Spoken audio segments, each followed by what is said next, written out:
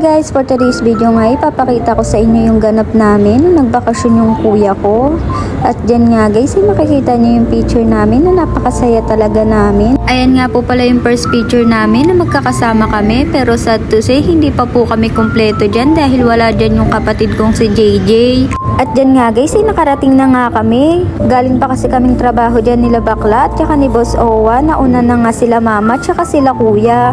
At dyan nga guys, nakarating na nga kami. Tignan nyo naman, napakaganda ng venue. Mas maganda pa yan pag umaga. Mas ma-appreciate nyo yung ganda.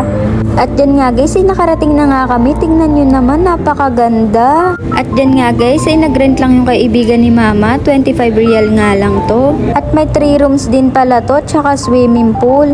At halos lahat ng nakikita nyo dyan ay pwede nyong puntahan. At dyan nga guys, chinek namin yung mga room. Malaki, tsaka maganda. Yes naman, sibag naman ang kuya ko At yan nga guys, tignan nyo naman, aurang-aurang Inday na ito. Grabe naman ang filter mo, day! At yan nga guys, nagsimula na nga kami mag-swimming para naman masulit namin yung bayad namin dito. At dyan nga guys, sobrang saya nga namin kahit ilang oras lang kaming magkakasama basta kompleto kaming lahat. At sabi nga kasi ni mama tsaka ni kuya, advance na rin namin yung birthday ni Boss Owa nang magkakasama kaming lahat. Kasi after ng ilang days, uuwi na sila, isasama din nila si Uno. Syempre malulungkot si Boss Owa kasi kailangan din nilang bumalik dahil bakasyon lang naman ni kuya at sa Dubai siya nagtatrabaho. At kung tatanungin nyo nga nasaan si JJ, nasa Dubai din, nagtatrabaho na din siya. Bago pa lang kasi siya kaya hindi siya pinayagan ng amo niya na magbakasyon.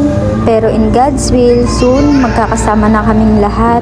Sa mga oras na yan, makikita mo nga sa mga mukha namin na sobrang saya namin kasi magkakasama kaming lahat. At syempre, lalo na si Neneng dahil nakikita niya yung mga anak niya na magkakasama. Tama nga yung sinasabi ng mga magulang natin, mas masarap kasama yung mga pamilya natin kaysa sa mga barkada. At yan nga guys, kitang-kita ko naman yung saya ng anak ko kahit antok na siya, pero go na go pa rin yung diwa niya dahil nasa swimming pool siya. Ayan naman talaga ang goal ko, kaya ako nagtatrabaho kami ng papa niya para maging masaya siya at mabigay namin yung mga pangangailangan niya. At ayun nga yung mga bagay na hindi namin naranasan noon ng papa niya, kaya pinaparanas namin sa kanya. At yun lang naman talaga ang goal namin mag-asawa, yung maparanas sa anak namin yung mga bagay na hindi namin naranasan noon. Kaya thank you Lord kasi hindi naranasan ng anak ko yung mga hirap na naranasan namin ng papa niya.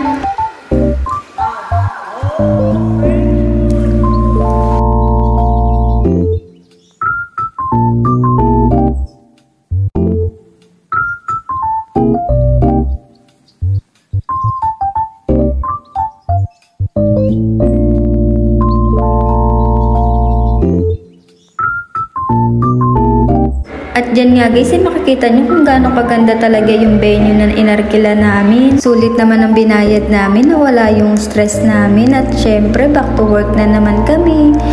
Thank you Lord, and yun lang guys. Thank you for watching. See you next vlog. Bye!